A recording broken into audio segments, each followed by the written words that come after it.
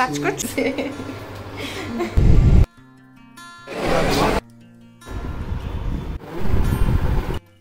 আসসালামু আলাইকুম, আশা করছি সবাই ভালো আছেন।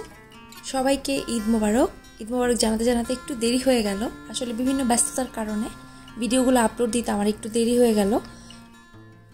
বাংলাদেশে আমরা পৌঁছে গেছি আলহামদুলিল্লাহ। বের হয়েই দাদা দাদি বাবুকে নিয়ে ব্যস্ত হয়ে গেছে, কিন্তু বাবু বাবার কাছে যাওয়ার জন্য ব্যস্ত হয়ে গেছে।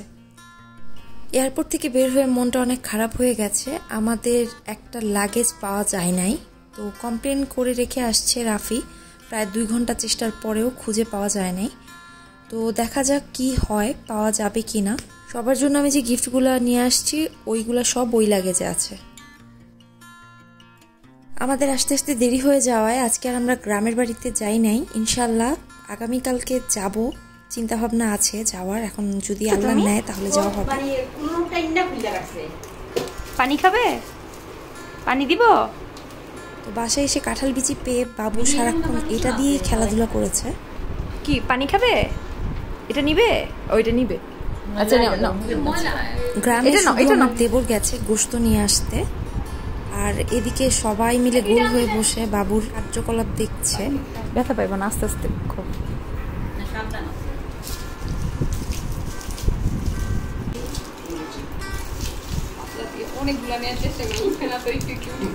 এখন যেতেই আস্তে আস্তে কেলি। দাদিকে দাও, দাদিকে দাও কয়টা। ও এত ক্লান্ত ছিল, ঠিক মতো প্লেনে ঘুমায়ও নি, তারপরেও ও দুষ্টামি বন্ধই করছিল না। মানে মাশাআল্লাহ ও বেশ অ্যাক্টিভ আর খুশি ছিল সবাইকে পেয়ে।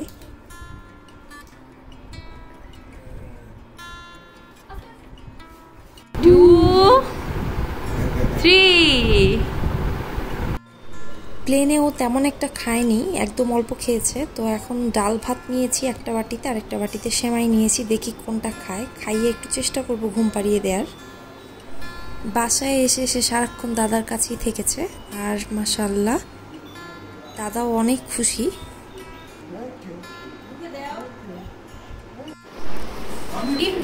এখন প্রায় সন্ধ্যা। আমার ছোট বোন ওর জন্য দেশি মুরগির ডিম নিয়ে আসছে, কারণ বাবু এই জায়গায় ফার্মের মুরগির ডিমটা ওকে আমি দিই না। আর গোশত আমার দেবর নিয়ে আসছে, তো আমি প্যাক করে দিয়েছি। আমার শাশুড়ি ফ্রিজে রেখেছে, আর গোশত রান্নাটা আমার যা বসিয়েছে। আমি যে জামাটা পরেছি এটা আমার শাশুড়ি গিফট করেছে। আমার দেবর আসার সময় দই নিয়ে এসছে, প্রাণবল্লভের দই। এটা নারায়ণগঞ্জে বেশ পরিচিত একটা দই, খুবই মজার এটা। এই রুমটা আমার দেবরের।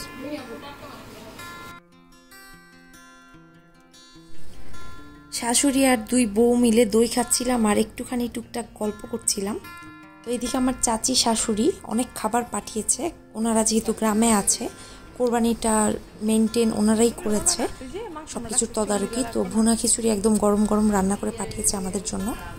তারপর গরুর গোশত পাঠিয়েছে 2 বক্স, একদম অনেকগুলো বেশি করে মশলা দিয়ে। তো আসলে লাগেজটা হারানোর কারণে মনটা একটু খারাপ, তো কিছুই খেতে মন চাইছিল না। তারপরেও একটুখানি খেয়ে রুমে চলে আসছি।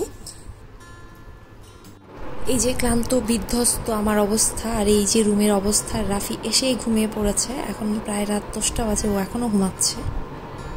আমার ছেলে ঘুমাচ্ছে ওর দাদার ঘরে, রাফি এখানে ঘুমাচ্ছে। আমার অবস্থা খারাপ এটা। তো রুমে আসলে ঢুকলেই আমার অনেক কথা মনে পড়ে যায়। এই এসিটা রাফি লাগিয়েছিল, গিটারটাও রাফির, কিন্তু এখন আরো বাজায় না কেন জানি। তো একটু বের হয়ে আসছি, রাফি উঠে গেছে, বাবুকে আমাদের রুমে শিফট করে দিয়েছি। এখন একটু মাংস নাড়াচাড়া করতে আসছি, হয়েছে কিনা দেখতে। এদিকে আমার শ্বশুর আর রাফি বসে বসে গল্প করছে। রুমে এসে আমি আবার চেঞ্জ করে ফেলেছি, একটু কমফোর্টেবল জামা পরেছি। আর লাগেজের জন্য আসলে মনটা খুবই খারাপ, খুবই ক্লান্ত আমি, কিন্তু ঘুম আসছিল না। টেনশন লাগছিল, মন খারাপও লাগছিল লাগেজটার জন্য। তো হাতে অল্প কয়দিন সময়ই আছে, তো এই জন্য আমি একদম গোছগাছের কাজগুলো করে ফেলছি। একে তো অনেক জিনিস দেশ থেকে আমি এবার নিয়ে যাব, কারণ অনেক জিনিস ফেলে গিয়েছিলাম।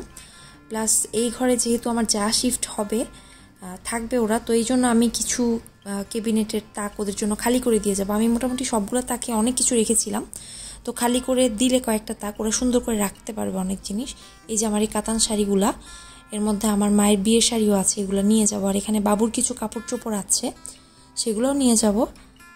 দেখা যাক কতটুকু গোছাতে পারি, কতটা খালি করতে পারি। এই তো এলোমেলো অবস্থা আমার ক্যাবিনেটের, আর ধুলা পড়ে একদম ভরে গেছে।